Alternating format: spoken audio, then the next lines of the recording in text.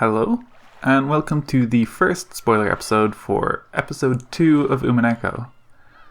This will have spoilers for the entirety of the game, so do not watch or listen if you have not played the whole thing.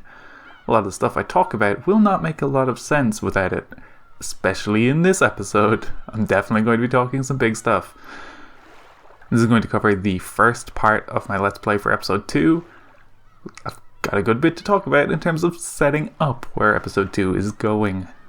So, the early section, we're going to talk a good bit about George and Shannon and their date. I feel like last time I talked about George and Shannon, I made an effort to read their situation in a very favourable light because of what I feel like the overall meaning of the game is, what it is ultimately trying to say about charitably reading situations and being able to believe in the magic of a situation rather than trying to pull it apart and assuming the worst of things and people. To the point that I think I did a little bit too much of charitable reading, so I think I need to point out a few things that were maybe glossed over. The age gap between George and Shannon is significant, not just because Shannon is 16 while George is 23. A 7-year age gap, definitely significant. Definitely the fact that she is a teen while he is an adult, also significant. Recurringly in the story, they refer to the distinction between children and adults and how turning 18 does not make you an adult in a way that I feel like is a legitimate understanding of the fact that there is not a binary between being a child and being an adult. But at the same time, George is an office man working in a company. It is a distinct difference between if he was still studying, even if he was in, say, a university or something. There's a different stage of life involved there. And I think that's clear when you think about the fact that he's proposing to Shannon too. So that is kind of where his life is at least in his head, where he's expecting to go, while Shannon is 16. I definitely did refer to the dynamic of their situation before, that Shannon is a servant who in some sense has to respond to George. A lot of how they communicate, even in episode 1, is that he will give her orders, or he will dictate situations that she has to follow. And I did mention in episode 1 that in some ways it seemed like he was cognizant of this imbalance and was trying to still engineer a situation so that Shannon could have agency. The whole thing where he gives her the ring and says, "You do not need to give me a verbal answer. You can purely, by wearing this ring, indicate your answer," which is a very low barrier of effort for her as a person who is unable to go against her employers. Even so, it is hard to read these things and still not feel like there's a degree to which she is compelled. This is not to say that I now think their relationship is a fully toxic situation and that nothing what I said before counted. I just felt like I needed to fully speak to all of the problems with their dynamic. And in part because when you read the date, it's very easy to read it as a sweet couple. But there are still red flags, basically. George teases Shannon a few times, even specifically calling out the idea of, "Oh, I was bullied in school, and I never understood why they'd be so mean to me. Now I do understand why it's fun to tease someone." And again, you can read this two ways. You can both read this as, this is charitable teasing. He's not really harming Shannon. He's not really being mean to her. He's just having some fun with his girlfriend who is consenting to the situation. But again, you can read it the other way, where she is a servant who, even if she thinks she is consenting to the situation, can you realistically say she is not in any way pressured or compelled to do this? Or is she doing this for lack of options because she wants to have a boyfriend, she wants the idea of being in love with someone, even if it's just the only boy available, who is not really a boy and is in fact a man. Now we're going to talk about this huge fish tank. And this is like a very blatant metaphor, to the point that the characters in universe are discussing it as a metaphor. These fish are oblivious, at least in their minds, to the fact that they're in a tank. They just see this as the world because this is all the world they have access to. And there's a clear parallel there to the idea that Shannon almost never leaves Rokkenjima. Most of her world is just being a servant and working for this family. But then also the parallel of, even though George, as a person of privilege, has more freedom, he could take a trip anywhere he wants. He's the one who set up this trip to an aquarium. He still has a limited view, both in the sense of, well, he can physically only travel so far. Has he ever left Japan? Maybe he will one day.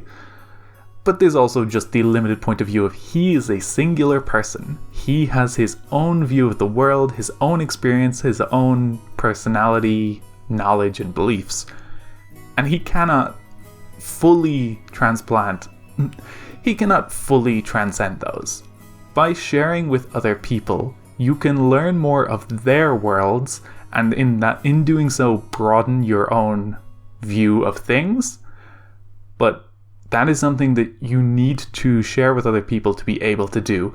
And even then, you're still only sharing with a limited number of people. There's only so far your actual experiences can ever go.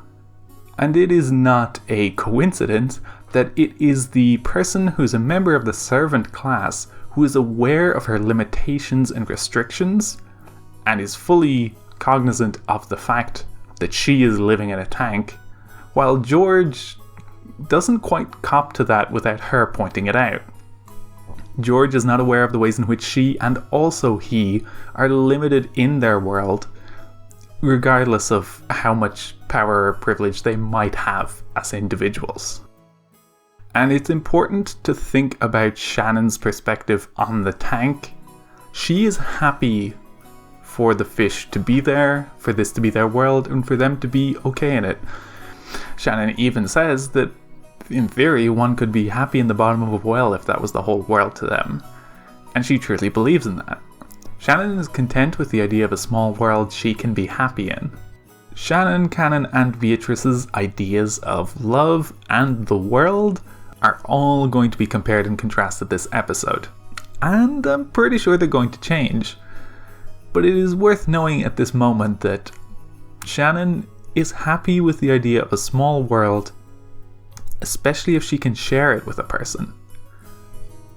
But she is saying this in the context of someone who's gotten to move outside of her normal limited world because she is with George.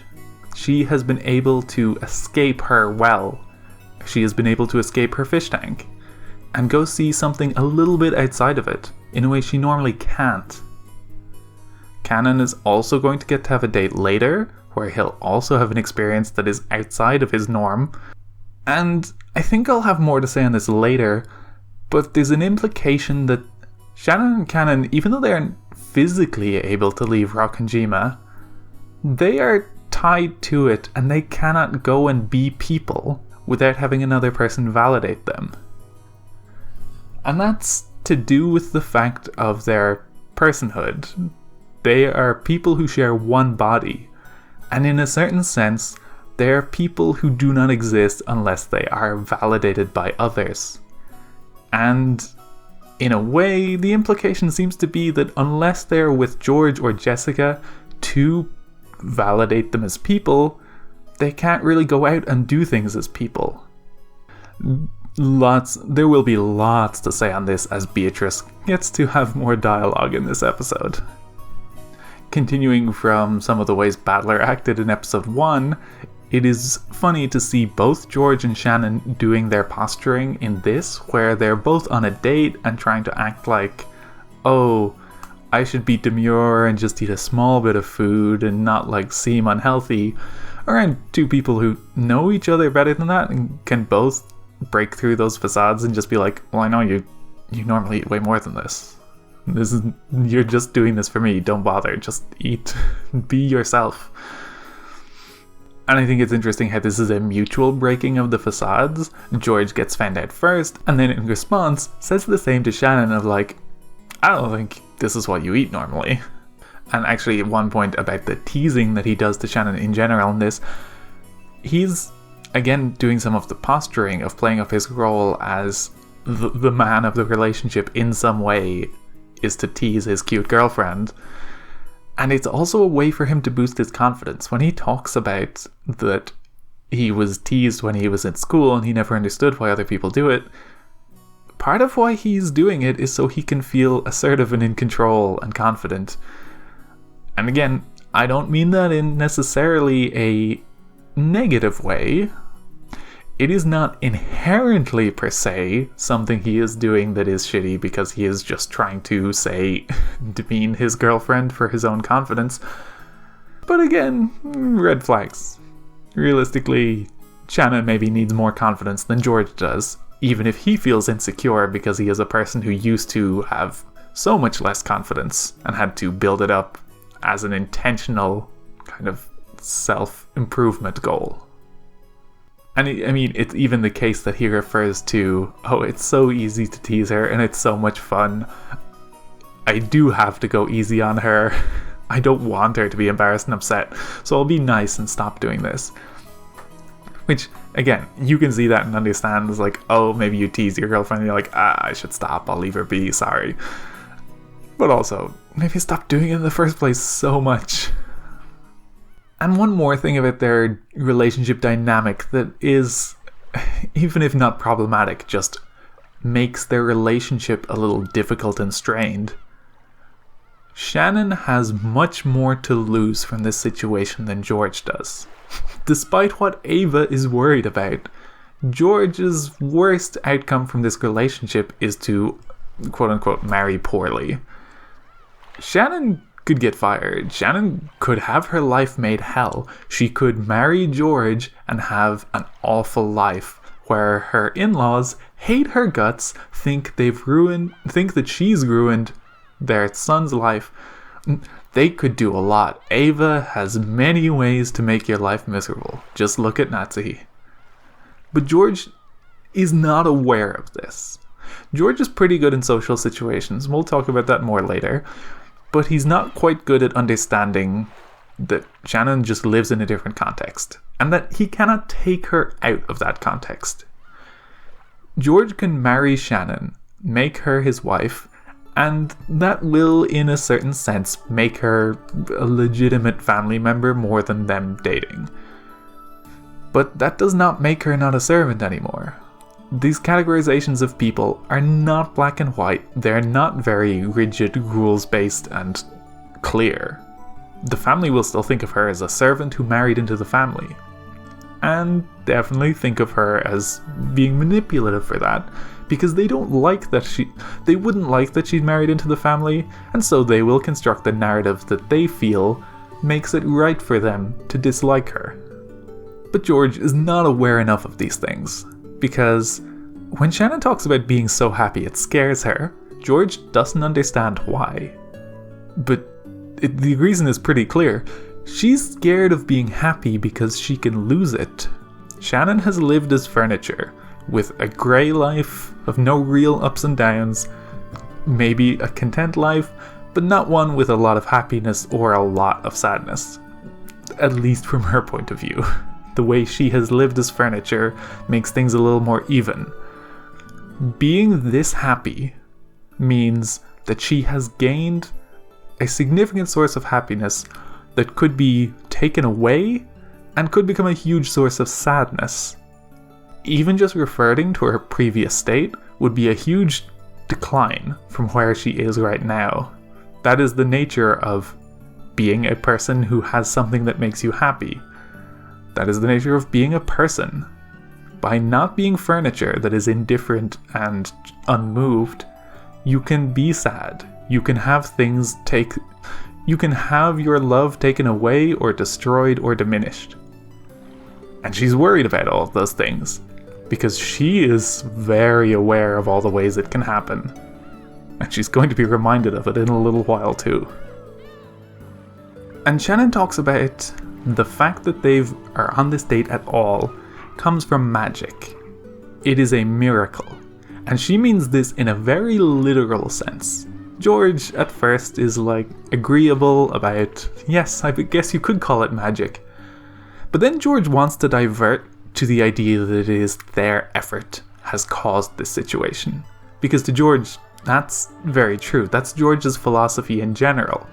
He looks up to his father as a great man who forged a business by his acumen and skills and graft, and George is trying to mold himself in the same way. George used to have terrible social skills and made an effort to try and become a nicer person. He made an effort to try and be more sociable and affable. And you can see his good social skills later. He has clearly learned ways to come off well in social situations. So he wants to treasure the effort he has put in and feel as though his successes come from his effort. Shannon, on the other hand, lives at the whims of more powerful and privileged people who dictate things about her life for her. Chaos, randomness, or other people's unrelated actions regularly affect Shannon. She will be blamed for things that have nothing to do with her. So it is understandable that from Shannon's worldview, the world is not dictated. The world does not respond to what she does. The world is a chaotic place where lots can happen. And the magic in this case is a narrative about a chaotic series of events that does allow her some happiness. And then that becomes magic because that is a way of harnessing the chaos where it is not that Shannon specifically engineered a situation, but that Shannon tried, George tried, and things lined up such that they were able to get a magical result, but that things could have so easily gone poorly that this could only have come through with magic. But more importantly, George is ostensibly supportive. George agrees with her, changes the narrative a little bit to what suits him better, his idea of effort. Then Shannon pushes back and says, no, it was magic, legit, serious magic. And George relents. George says, okay, yeah, that's fair enough. If you say it's magic, it's magic. This is not real understanding. George does not quite understand Shannon's point of view. He does not quite understand her idea of the situation, of magic, of how they got here. And this feels very important for Beatrice and Battler's game as a whole. Because part of why Beatrice sees Battler as the perfect opponent is because she knows he would not accept magic in this way. Battler will not accept magic unless he actually believes in it. And that is what Beatrice wants, because this half-hearted acceptance is not truly acceptance. This is effectively a surrender. This is saying, okay, I'm not trying to... It is a nice gesture from George, where he is not trying to undermine Shannon, but he is not truly supporting her here either, because he doesn't really understand, and he's not digging in to learn more. And he could do that by asking more, or by getting to know better why she would think this, or what her point of view would be, but instead he's just flatly accepting it without being able to get that bigger picture. Beatrice wants full understanding. Beatrice wants and doesn't believe she can get someone who can straight up go, I was so vehemently just not believing in this before, but I now fully and truly do believe in your magic.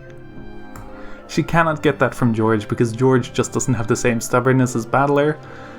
Battler is the perfect candidate because he will never switch his point of view until he wholly and truly believes in it. Even the specific line, I'd hate for the magic to fade away because I didn't believe in it, is not saying I believe in it now, but is him saying he's doing the gambit people do about repenting or believing in a religion on their deathbed of, well, playing the odds. I'd really hate for there to be an afterlife and me not to believe in it if I could just go if I believed in it right now. The moment where they give each other more personal names, where George basically suggests she use a different honorific, and then Shannon offers her name Seo. is very interesting for a very specific word, where Shannon says she has another name. Now, she does not try to refer to it as her real name or her true name, even though the descriptions of the servants do say that on the dial. Even though the character profiles for the servants do refer to not their true names, etc. I think this is interesting and important for, again, Umineko's understanding of people as lots of distinct personalities. Seo and Shannon are not strictly speaking the same person. In a certain sense, Seo is the person who gets to be a person, while Shannon is furniture. And there's not a hard and distinct split there in the same way that there is between Canon, Shannon, and Beatrice, but there is a degree of divergence there. And the fact that it's referred to as another name is important to think of the fact that there is not a true name. The game is going to complicate this later. I really need to get to episode 6 to try and solidify some thoughts I have about this. But from my understanding, at least at the moment, Umineko as a whole has an idea of only a singular body allows only a singular full person. So what I mean by that is, there is a body through which Canon, Shannon, and Beatrice can all act as individual and separate people. Umineko seems to make the argument that for any individual one of them to fully become a person, the other two would need to be gone. Any other people from that body would need to be gone. That only one of them can really go and live a full life as a person. I don't think that's realistically true. There are people in the real world who are plural systems. I'm not especially familiar with the whole notion, so I won't try to talk about something I don't know that much about. But I know they exist, and I don't think they're any less of people compared to if a singular person decided to be the person of that body. I don't know if Umineko as a whole is going to firmly come down with that as the answer, but it does feel like it from my memories. But I think specifically saying another name and not her real name or her true name or anything of that sort, to me feels like it supports more of a read that Shannon and Seo are just two of many people, and that it is not that there is a singular truth of a person at the core, but that Seo is another person George can meet, and in some ways maybe Seo's closer to being a person because of the love that George has for her and how that is validating her as a person more than furniture, but that is still not the same as saying that negates the other people that exist from that body. It's a very complicated subject that I will be looking out for, and my opinion and my read on it is going to be difficult to get very nailed down because I am currently reading this based off of a single English word from a translation of a Japanese text, so I could be making a lot of hay from a snippet of conversation. And there's a moment here where we switch narrators.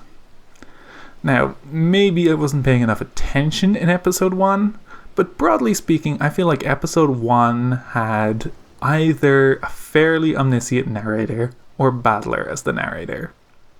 In general, his point of view was used. This episode, immediately from the gate, is not that. Our first section, what we've been talking about up until now, is George's perspective. And it can be subtle in the text, but if you read the text that is narration and not dialogue, there will occasionally be references to I. It is confusing that these are sometimes mixed in with references in the third person to George, but it's pretty clear and unmistakable that it is referring to internal information of George's head. It is George's inner monologue, even if not explicitly so. It may not literally always be full sentences that he is thinking, but it is undeniably using information that is only within him. And there is a distinct and hard switch where the two of them are on the beach looking out to sea, and we get a little bit of George's thoughts, then we have a cut, and the narration changes, and it is distinctly from Shannon's point of view. And it's even funny that there's a very hard discrepancy between the narration they're having, because at first, George's narration says that they're gazing at the grey sea and they're listening to each other's heartbeats. Whereas immediately in Shannon's narration, it says that the sound of waves flows into her ears. And that's very interesting because George is imposing a narrative on Shannon in this situation. He is thinking about their heartbeats and is imagining her doing the same. Meanwhile, she's listening to the waves because that has to do with the magic that led to them being on this date. And the discrepancy is not important in the sense of it does not change how they feel about the situation because they're both thinking about the date, but it makes a clear marker where their internal lives are distinct, and that's why the narrator switch is important. They're different points of view that have a different idea of what's going on, and that they will have different things to say and think about. To complicate this even further, the narrator is distinct from the author. This episode, again I'm like 95% sure, is written by Beatrice, like the first one. This is a message in a model that Beatrice has written about a potential series of murders on Rokkenjima. She is penning these, but she is embodying different narrators as she goes.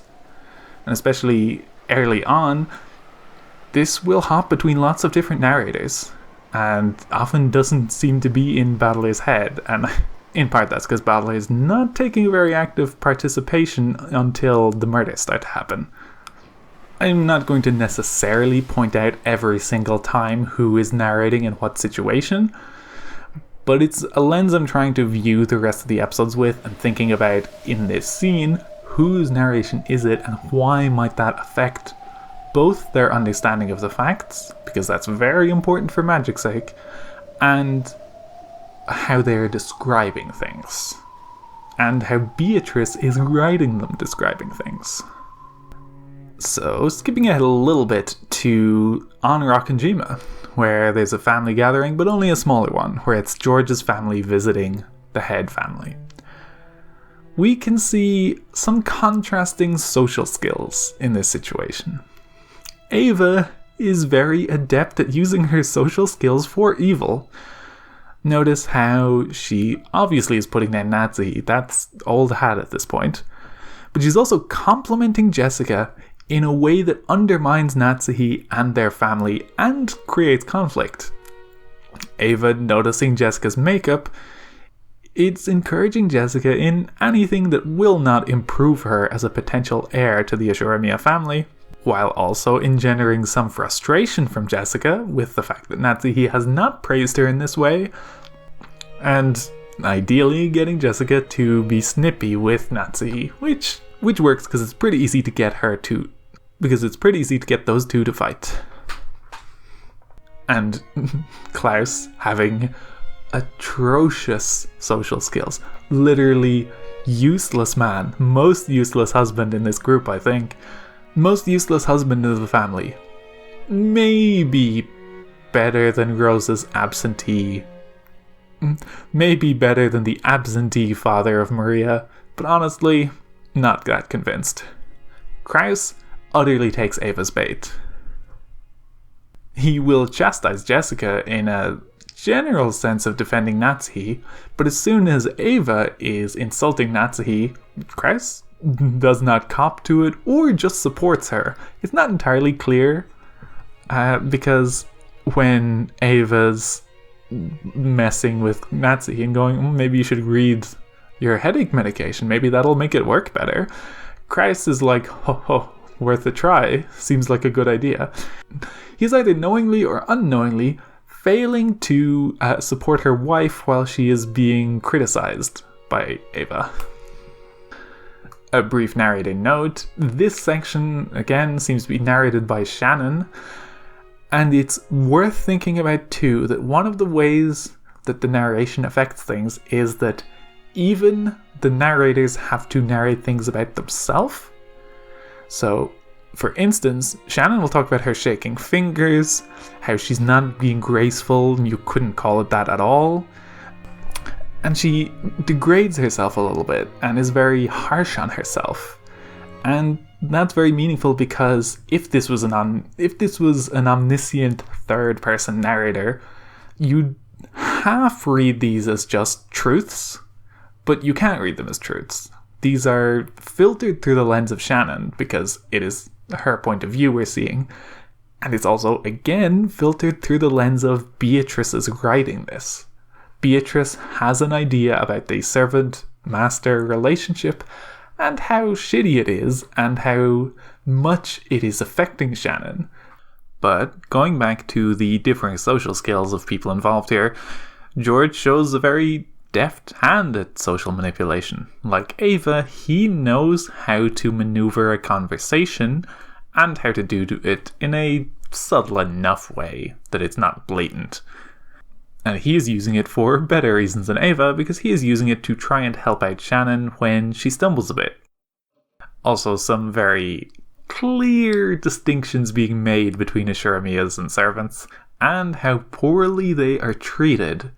There is a distinct line: the Ashuramia family did not pamper their servants, which is a hell of an understatement, both because, no shit, they don't pamper them, they abuse them, pretty poorly, or pretty badly. But not just that, I mean, there is an implication in there that the servants are not being treated lightly, that the servants are not being let off easily, when the entire existence of the servants is to pamper the Ashuramias. The Ashuramias are the children who cannot fend for themselves, being taken care of by the servants. But this line almost implies that the servants are not being given an easy time of it. And there's even a later line there's even a later section that talks about Shannon being at fault for having seen Kinzo abusing Kraus, slapping him. And the onus is put on Shannon to have engineered the social situation to have not been there in the first place. And it is telling how the blame in this situation flows down the chain. Kinzo, as the actual abuser, is not being blamed for his actions. Kraus, as the victim, is rightly not being blamed for the situation either. However, he is blaming Shannon for the small piece that she could have avoided of not being present. And strictly speaking, maybe someone else blamed Shannon for being present. That's not really much of an improvement when Shannon is not the active agent in the situation, but she is the acceptable target, as the one lowest in the pecking order. We know the Ashuramia family has a very specific pecking order, and the servants are way on the bottom. And in favor of the charitable reading of George from earlier, this is a section in which he gets teased by Jessica, and there is narration where it indicates that George realizes what's happening and decides to let it happen, knowing that often Jessica will get teased because of George's accomplishments.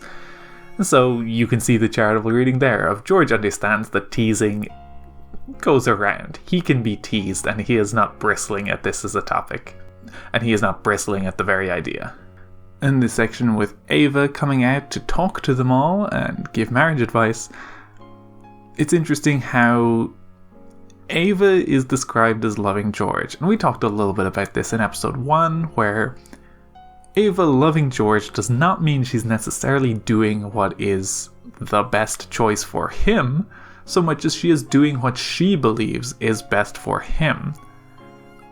She had been strict with him and raised him into a wonderful boy who wouldn't betray her expectations. That was why she treasured him so.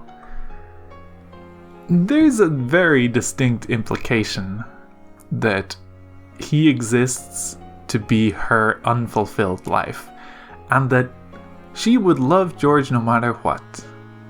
But she especially loved and treasured George because he was successful in exactly the ways she wanted.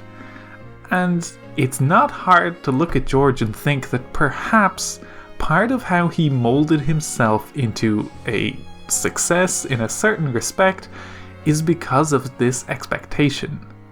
This is one of the kind of cyclical traumas happening in the Ashurmiya family, where George being successful maybe makes his situation better than it could otherwise be, but he is still ultimately being forced into a specific lifestyle, role, situation by the expectations of his parents. He has made choices guided by them, and even if they feel like positive because it turned out well by a certain metric, there is a kind of trauma here of what if age 30 George decides he wants to be a musician? Jessica is that kind of person. Jessica wants to be a musician and knows that that chafes against the role that is expected of her, and she's not old enough yet where that has to actually be a choice that she makes. But what if George hits an age where he's like, why am I running a business? I don't care about any of this. I only did this because it was the path that was laid out for me, and I was never given an option to choose. Like, that is a trauma that can rear its head later, and Ava will be unable to see any other paths for George, and will only see those paths as straying from his best purpose and his best self that she has been crafting for him. On that cheery note, that's going to do it for this first episode. I'm looking forward to future ones because we're really going to get to dig into some of the dynamics and differences between Shannon Cannon and Beatrice, and this episode is very good for fleshing those out. That's all for this week, and we are now on step 2 of our 8-step journey. Maybe more steps, I might do the other arcs after these. But for now, thank you for watching. See you next time.